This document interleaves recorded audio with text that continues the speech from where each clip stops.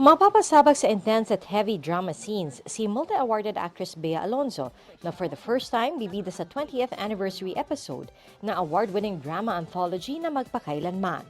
Tatakbo ang kwento sa isang babae na dumaan sa nakakakilabot at heartbreaking experiences. It's not just a horror story, it's also about heartbreak that led to yung horror part. It talks about faith also. Paano natin mas mapananatiling matatag yung pananampalataya natin. Makakasama ni Bea ang veteran actress na si Bing Pimentel at Marco Alcaraz sa special MPK episode na mapapanood ngayong Sabado.